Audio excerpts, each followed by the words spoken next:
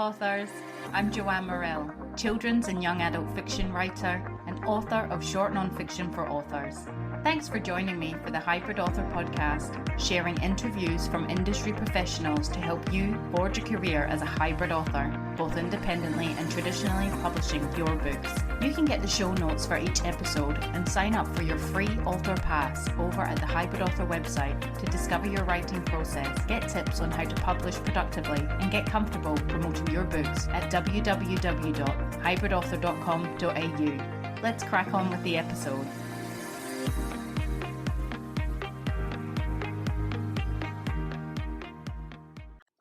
Authors! I hope you're all keeping well in whatever part of the world you reside and listen to the podcast in. Today's interview is with Therese Tarlinton, and I chat to Therese about her book Swap Marketing Without Money and how authors can effectively market their author business without money through the power of collaboration, the step-by-step process for individuals to find the right companies to form partnerships with, self-doubt, current collaboration brands, what Therese would tell her younger self if she was to go back in time, and so much more.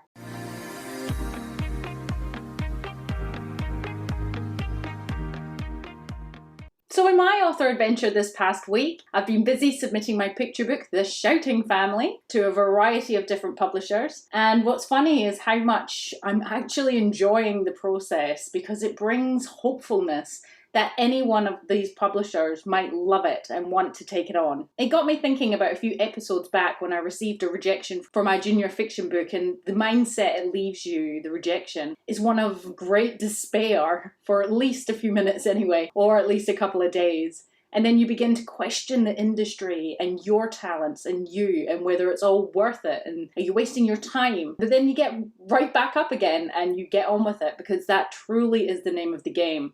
And then you feel excited and happy again because you're there and with a chance.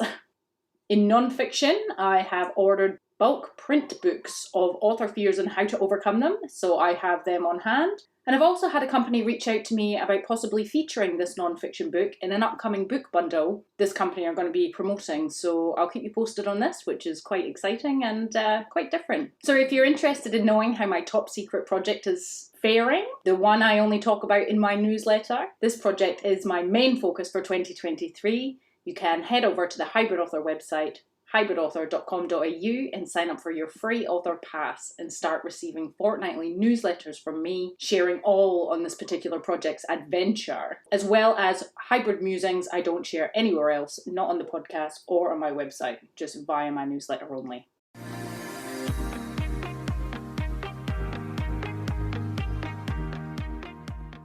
So this week's episode is sponsored by Plotter. And Plotter is the software I'm using and have used to plot out my top secret women's fiction project. So lately I've begun using the character tabs in Plotter, where you can create and categorize characters into main, supporting, or other tabs. And then they all line up under each heading in a side menu, which keeps it neat and easy to view and access and see who connects to who. Each character section has an image, a name, short description tags, attributes, and many other user qualities which I'm having a ball learning about and creating my fictional characters and world in. If you're interested in learning more about using Plotter as a tool for your writing, you can listen to episode 57 of the podcast, Plan Your Books the Way You Think, with Plotter's education lead Troy Lambert, where he shares more on what Plotter is and how it benefits author practice and process, how Plotter functions differently from other writing software out there, such as Scrivener, and Troy shares his tips for authors getting started using Plotter as part of their writing practice. Or you can visit their website, plotter.com, Plottr.com, and sign up to try the product for free. Much like Troy, I'm using Plotter to plot my books out, but I'm still writing them in Scrivener as the two are compatible. It's great to have something that helps you all in the one place, world build, plot out your books. It's so far it's been great to my working process, great to my writing process, and I can't wait to keep using it with the other books in this series for faster process as well.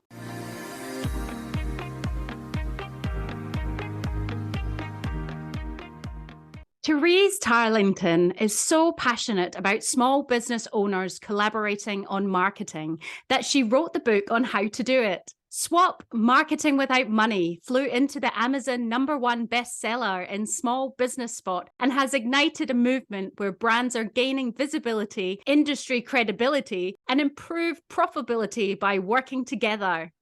Therese knows what it feels like to be a small business owner and has advised many. She created a startup that grew to a business in 5 countries, manufacturing for Jeep, Sesame Street, and United Colors of Benetton, using the power of marketing partnerships to grow. She is a Business Connect advisor for the New South Wales Government, Macquarie University Incubator marketing leader, and loves being on stage speaking to small business owners. Wow, welcome to the Hybrid Author Podcast, Therese. Oh, thank you so much for having me, Jo. It's such a pleasure to be here. Well, please tell us, how did you get your start in corporate marketing and then come to be an author? Oh, so I started out in marketing a very, very long time ago, way before digital. It was the 90s. Finished the degree. I started working in marketing for a very small business. And was working with the marketing manager. And then I was like, do you know what? I'm going to go to uni. I'm going to do a degree. I'm going to do this. And just fell in love with the craft.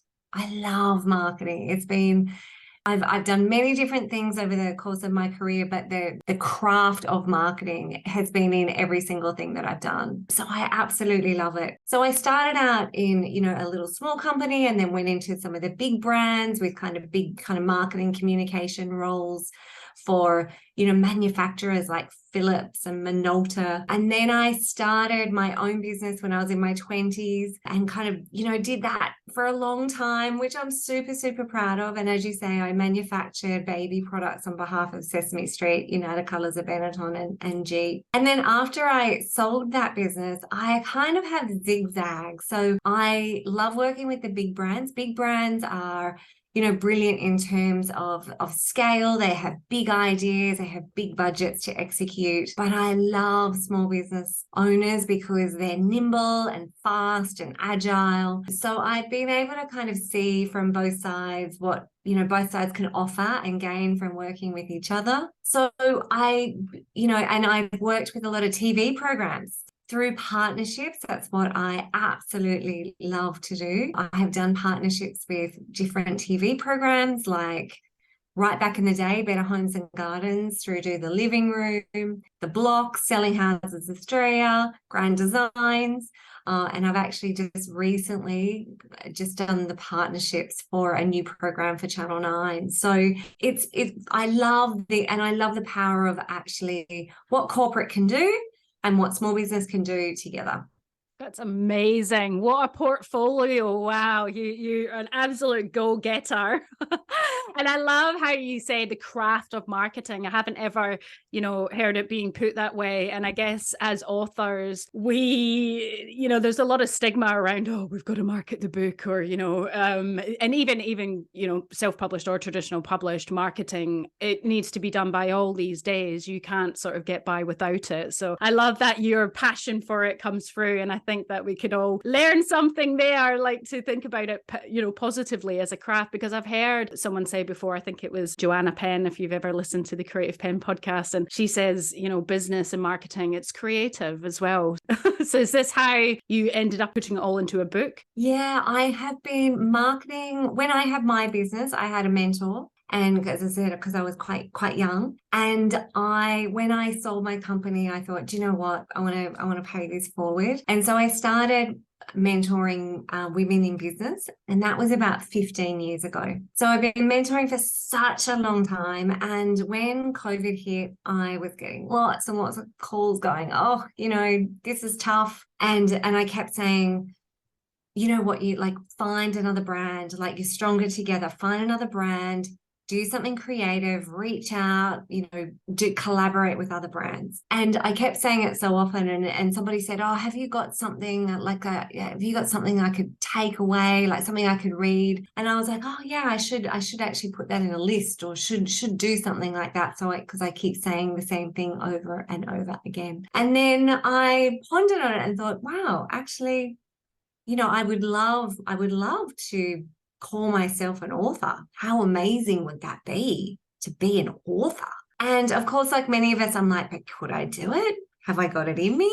Is it possible? What does it look like? How many hours does it take? What is it? What do you do? I was working in corporate and my boss was doing an MBA. And I thought, do I want to do an MBA? And I thought, no, my MBA is going to be me devoting the time to write the book and to get it out into the universe. That's kind of how it happened. And then it's exceeded all my expectations. Honestly, it's just been a ride. That's amazing. And did it just kind of pour out of you because it was your experience and your passion and you were just raw, and it was quite a good, easy process? Or was it quite, did you find it hard at times, obviously juggling all you've got on your plate? Yeah, look, I think any author would say it's a juggle, right? And there was certainly working full-time and writing in your other time is difficult.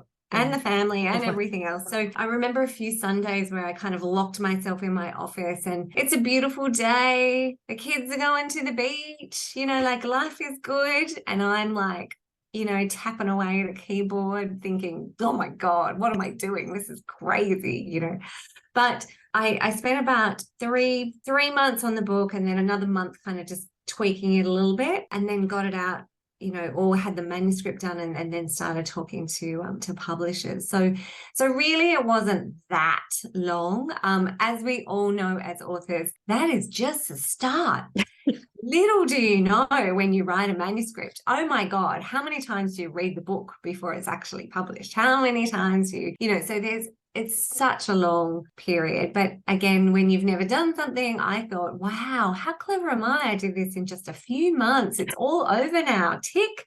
And that's, and that's not even just that. And then it finally gets launched. That's a whole other business once the book launches, right? So it is such a marketing intensive project. And I think I thought that a publisher would, take the book and push it out into the universe and push me out into the universe and then sales would happen and it would be like a magic. But I guess like a lot of us I didn't know the process. I didn't realize the process. I'm lucky that I know marketing. So I know how to launch a product. I know how to back things up. I know how to do social. I know how to do these things. So I really pushed it myself. But if I say like if I written a Pilates book, if I was a Pilates instructor and I written a Pilates book, like the act of launching a book and getting it sold and leveraging it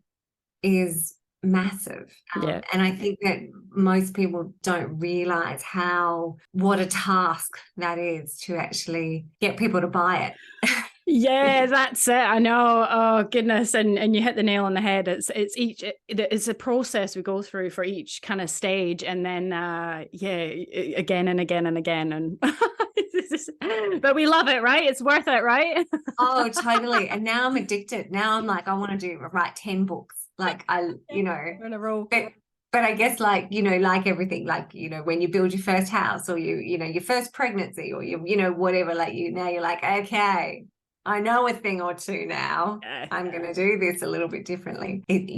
Whatever you won't know it until you're actually in it. Yeah, that's it. Well, please tell us about the book. What's it all about? You obviously mentioned, you're passionate about partnerships between businesses and things, but tell us more. Yes, so it's called Swap, and that's because in my 20 years of doing marketing, I've done a lot of, back in the day it was called Contra, and back way before that it was almost like bartering system, where it was like, hey, I'll do something for you and you do something for me. And so then in the tech space, in the manufacturing space, you then had contra deals where you would sell somebody's product. There might be a contra budget, which is a percentage of the sales. It gets put into a little bucket of money and you spend that money on marketing. So I had done a lot of contra where there's not kind of money changing hands. It's more about how do you actually work together. So I knew it and I loved it. And when I had my business and I was, young and with,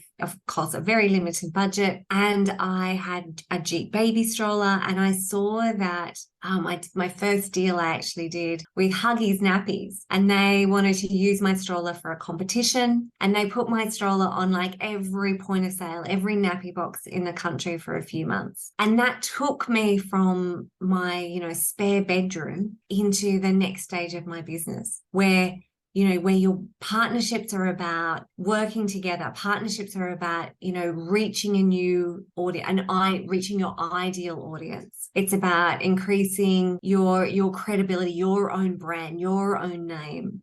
And it's also about money. It's also about profitability, because if you can be a little bit different, then people are willing to pay a little bit more for you. So the book is truly, it is a step-by-step guide. It goes through actually how to collaborate with other brands to create something irresistible for your mutual customer. That's what it's really about, in terms of, it's really, marketing partnerships are about, it has to be about the customer. It has to be about them, and all of your decision making is centered around how do we create something amazing for our customer that they will not be able to resist, that they will love, that they will consume, that they will engage, that they will share, that they will talk about, that actually, and in that process, you both get to grow, expand, increase your sales, increase your credibility, increase your difference in the market by actually working together.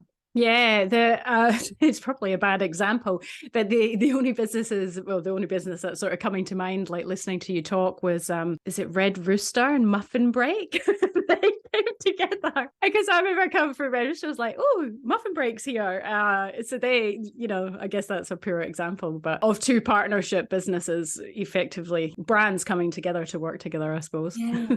Well, everybody would know, McDonald's Happy Meal. I mean, that is like the quintessential, when we think about partnerships, when I was a kid, you'd go to McDonald's and whatever the new Disney or Star Wars movie or whatever that was coming out, then that was the toy in the Happy Meal. Yep. I mean, that's like one of the first brand collaborations that I think we all saw many, many years ago. And then we as just small business owners, we do this all the time where, we'll talk to a builder and we'll say to the builder, hey, do you know a plumber? And we'll say to, the real estate agent, when we're selling our house, hey, do you know a great conveyancer I can use? Or do you know someone who can trim my tree? Or do you know someone who can tidy up the pool? So we all naturally ask for each other's recommendations all the time. And so this is just, formalizing it a little bit more, and actually, instead of just, being advocating for each other, which is brilliant, but actually taking that next step and saying, what could we do together that would be even better? So,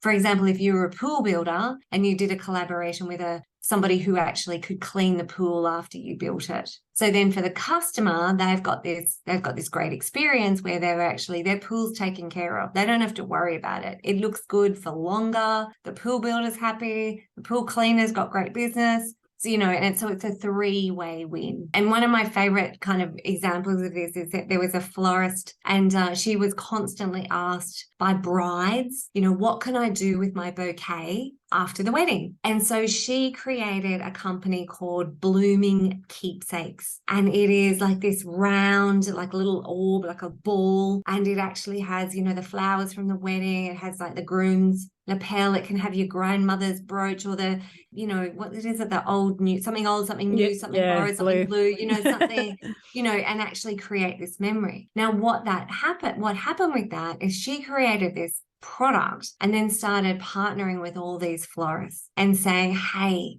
why don't we give the customer something, this bride, why don't we give them something even better? So the florist got to differentiate, because they could say, if you buy from me, not only will we make you a beautiful bouquet for your very special day, but when it's over, we'll make sure that we get your bouquet, we create it into a keepsake that you will have forever, and we'll have it to you after the honeymoon. So you can think, you can remember it. Now, that's a beautiful example of, that bride, that's a great win for her, right? Like she actually gets something even better than when she walked into the florist, she just wanted a bouquet. Now that florist gives her a total solution. Yeah. And so you've got the florist is winning because they're differentiating. You've got Blooming Keepsakes that actually has, a great network of florists that's actually, working with them to actually give the customer a better outcome. And you've got a Really Happy Bride. Yeah. Oh, that's absolutely amazing. So authorship as well is, it is a small business. How could authors apply what you're speaking about, I guess, say partnerships and things to elevate their small business, their book business through partnerships? I know there's bookstores, there's the usual, I suppose. I would think about, for me, this is around who is your ideal reader? So who do you want to read the book? So if you're a children's book, then, it's parents, right? Like the parents or the grandparents maybe are actually buying that book. So then who is an influencer to that target reader? So for example, if it was a business book, there might be some business leaders. Now, if you got your book in the hands of those business leaders and they're saying, look, I got this book, this is pretty good, or they actually use the book in, I know one business reached out to me and they said as a senior leadership team, they actually had a book club. So part of their remit was that they needed to read a book every month and they needed to come back and actually tell the team what they'd learned from it. And so I know there was one team and they actually had my book because they reached out, which I found amazing. Yeah, that's amazing. So, totally. And so, and I've come from a building industry. Like what if the builders got a hold of this book? Like what if they actually used it with all their other tradies? And as I said, like if it was a children's book, you've got parents. If it was a business book, you've got business leaders. If it's a Pilates book, you've got a whole set of instructors, you've got nutritionists, you've got, health and fitness people, you've got gyms, like businesses, like gyms. What about if you actually did a deal with a gym that every new membership actually got your book? Yeah. What would that look like for a Pilates instructor? Yeah. What if you were a nutritionist and you did a deal with a food delivery service? What would that look like? What would that? So within that kind of new membership model, lots of, real estate agents, you sell your house, they give you a gift.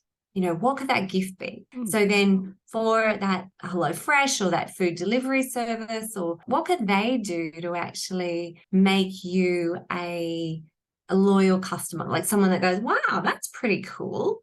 Yeah. So think about it. And then even from a digital point of view. So I know that when we were all locked down for COVID, I got a home delivery meal service and it actually had a subscription to Reading Eggs, which, if it's Reading Eggs, just in case anybody doesn't know, is like for primary school kids, and it actually helps them learn through play, through really fun activities on the computer. Now in COVID, we were all trying to balance work. So we thought we were bad workers and we thought we were bad mothers because we were trying to do two things at once and it just wasn't working. So that was a beautiful collaboration because it actually handed a solution to the parent to say, let's help your kids. Let's get them Reading Eggs in this really difficult time. They'll have fun. They're playing, but they're learning and you don't need to worry about it too much. So as an author, who is your ideal reader and who do they look to? Yeah. So it's all about thinking about that, your target audience, and then kind of sitting brainstorming outside the box on how you can kind of add value and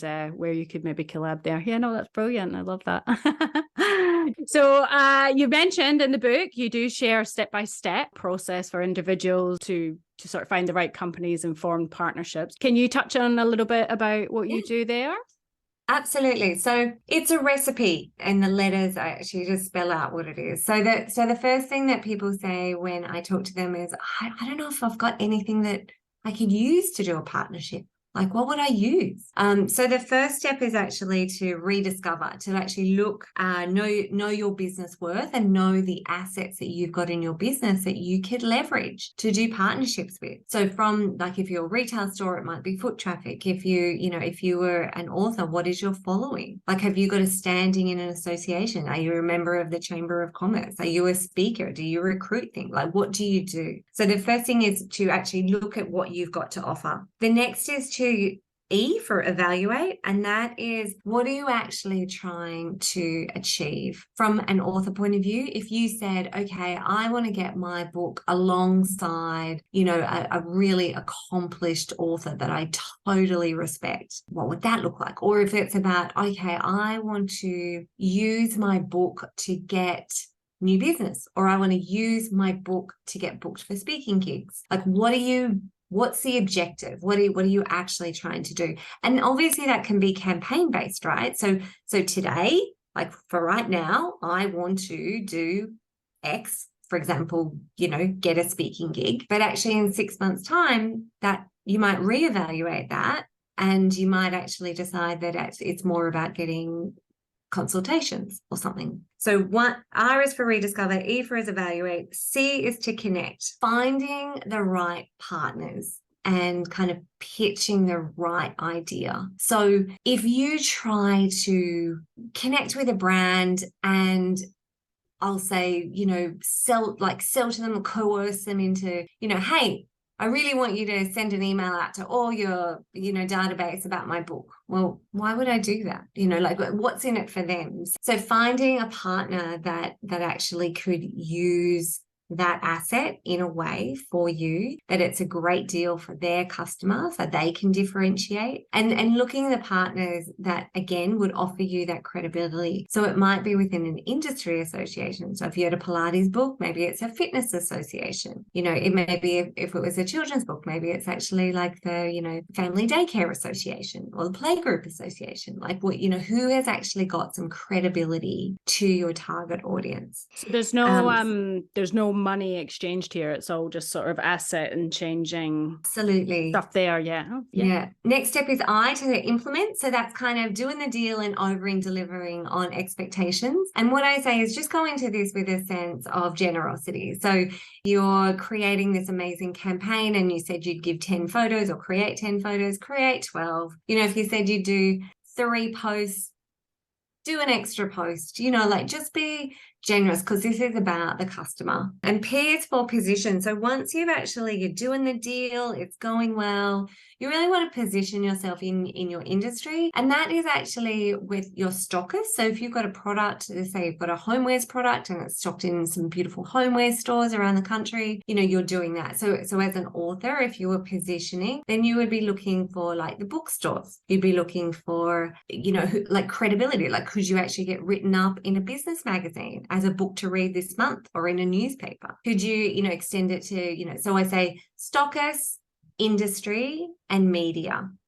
So if you wrote a book about Pilates and you've got the Fitness Association is saying this is a great book, tell the industry, media, and your stockers about the partnerships that you're doing, because they love a juicy love story. They want to hear about it. They love that stuff. And the final step is to evolve. And so how I say about that, it's just like the next evolution, right? You've done this partnership, you've been brave, you've been bold, you've been big. And so it's really taking all the learnings, taking all the comments, the stats, the engagement, all your reviews, all these things, and actually putting it in a success report to show the other partner, hey, look, this is what we did together. And that forms the basis of your next pitch. Like when you want your next partner, you can say, well, look what I did with somebody else. So again, if it was a children's book or a fitness book, you can say, hey, I did this great thing with a gym where we had a class, or we actually had a nutrition night, or we did Pilates for new mums, or so you're actually showing them that you've got a lot of great advice to give and actually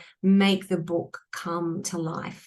Yeah, that's incredible. I guess as well, because I love the success, put it all together in like a success folder, because then you've got something to leverage. So I take it, partnerships can be sort of a short period of time or a longer period of time for whatever's right for the individuals, I guess, and the companies that you're working with. And then you move on to the next one, or multiple at the same time. Yes, so there's 3 main types of partnerships. So one's where you use your product. So that, say for example, that was a book, and one is digital. So again, if you had a book, but just say you actually pulled out, the 5 top tips or a way to do X, or and curated that into an article, say for example, then how would that article actually, who could you give that article to? Who could you give that content to that they would share with their audience? And the last one is an in-person. So something really memorable that's with another brand, but it's in person. Could be an event, could be an expo, It could be a Chamber of Commerce night. It could be, a daycare, something. Like, it could be anything, but it's actually in person, because people remember how they feel at those kind of, gatherings, right? So when you said about the timing, absolutely. Like, if you just say you were doing, like, I'm looking at my next book at the moment, and I'm actually looking at potential sponsor for my book. I feel that there's a software company that would really like this topic and could actually offer this to their small business owners. So I'm looking at, like, I know that's going to take a long time, right? Like, that's going to be a collaboration. I'll work with their marketing department. I'll work out what content they want, in the book, in terms of, that feeling that they want to give their customers. And so, that might take a year or two. That might take, and so the same with if I, did a co-branded product. So just say, like, right at the moment, all over social media is a collaboration between Tiffany and Nike. And so I haven't seen that one. yeah, gosh, it's massive. And so that wouldn't have taken overnight, right? Like, there's a lot of creative minds coming together. That's product, that's manufacturing, that's samples, that's a long time. And so they might have been working on that. But then in between, they've got little tiny digital collaborations where they're just sending out a piece of content, or appearing on a podcast, or doing a webinar, things that really quick. So product is where you use your physical product. Digital is kind of where you use your knowledge or your IP or your idea. And then the in-person event, again, that might be that there's an expo within your industry, once a year, or it could be once a week, who knows, but actually then kind of going, okay, so when I do an in-person event, this for me is more about a demonstration, or it's about getting your hands dirty. So helping people create a marketing strategy, or, something that's, you're moving with, you're tangible, you're real. It gives them something to kind of walk away with.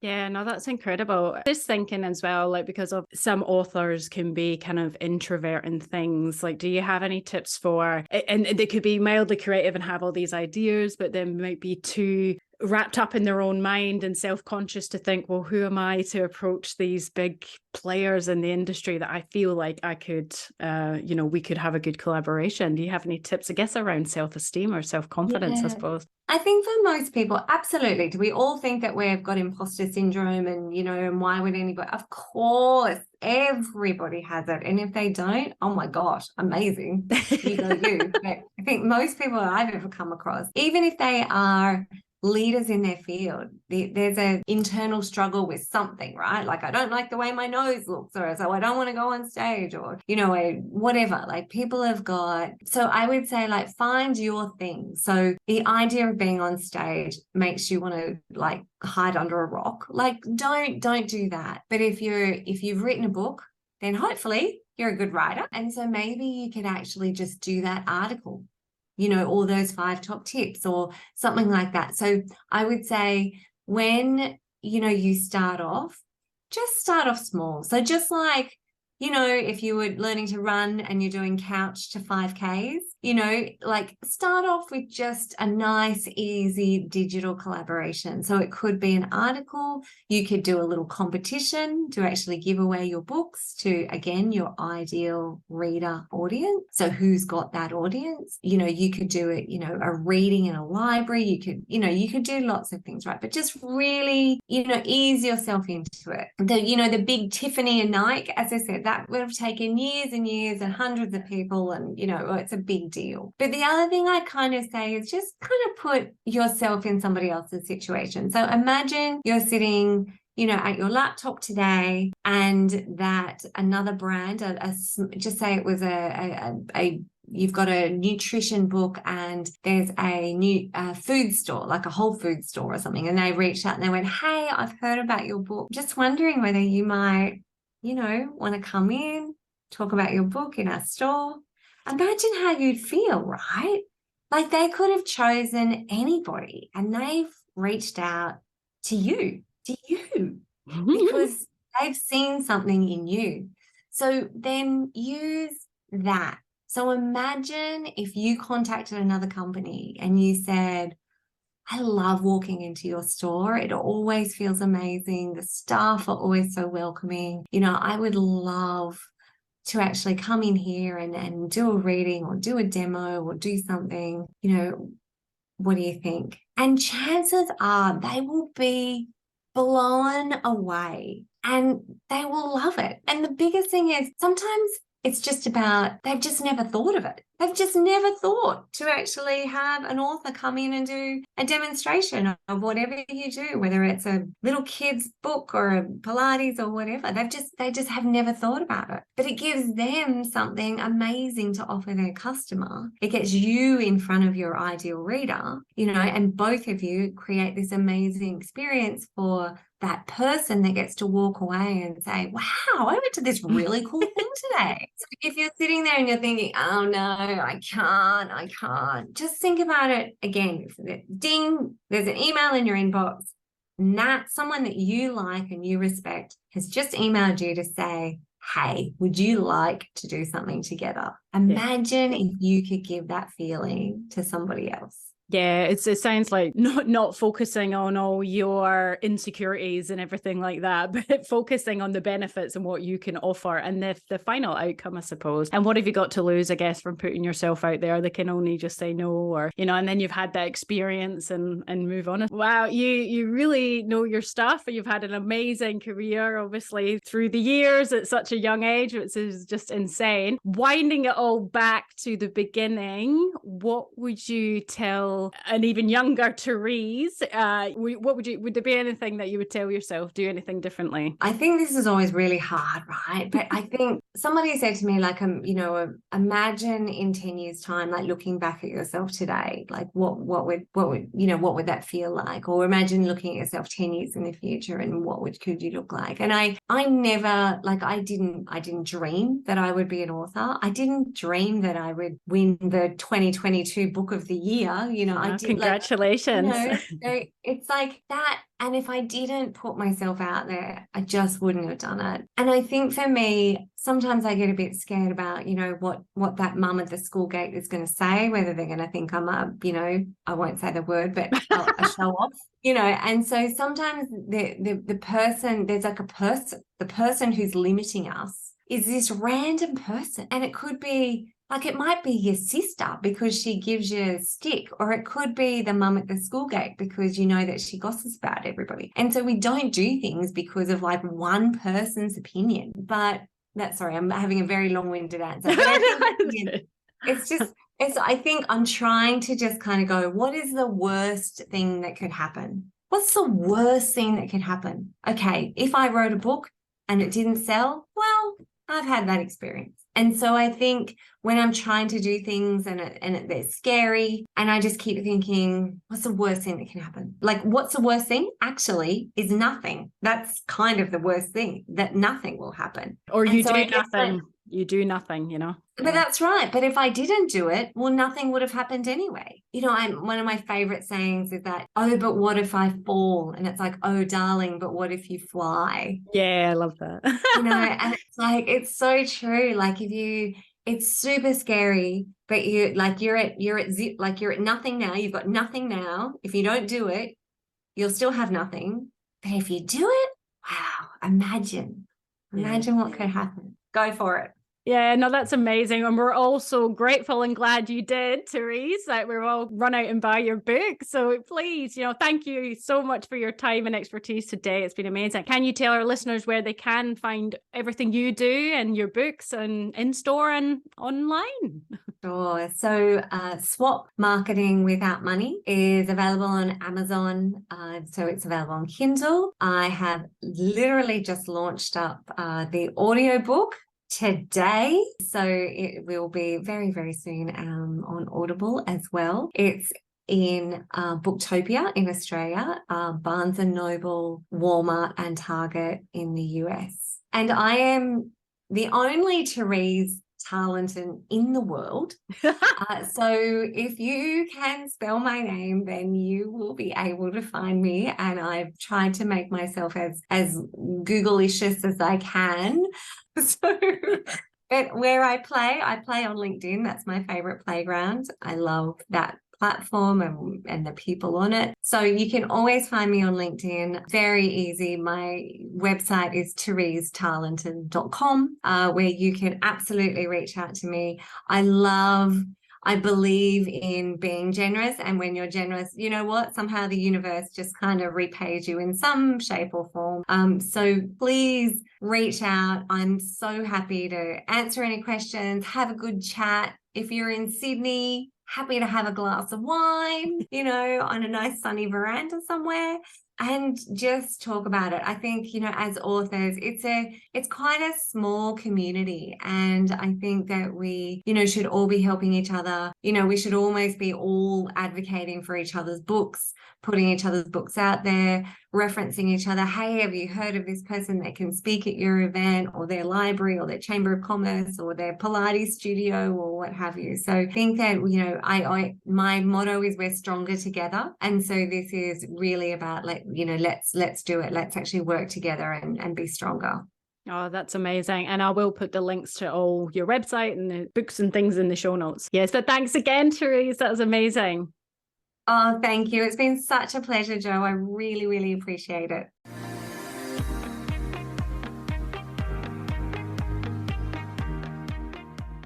So there you have it, folks. The truly terrific Therese Tarlinton, and she really knows her stuff. She knows her marketing. Go grab a copy of Therese's book, Swap Money Without Marketing, as it's sure to help you in all of your author marketing endeavours. Next time on the Hybrid Author Podcast, we have non-binary and disabled writer and editor Jasper Peach, and they are chatting to me about their debut non-fiction book, You'll Be a Wonderful Parent, Advice and Encouragement for Rainbow Families of All Kinds. I wish you well in your author adventure this next week. That's it from me. Bye for now. That's the end for now, authors. I hope you're further forward in your author adventure after listening, and I hope you'll listen next time. Remember to head on over to the Hybrid Author website at www.hybridauthor.com.au to get your free author pass. It's bye for now.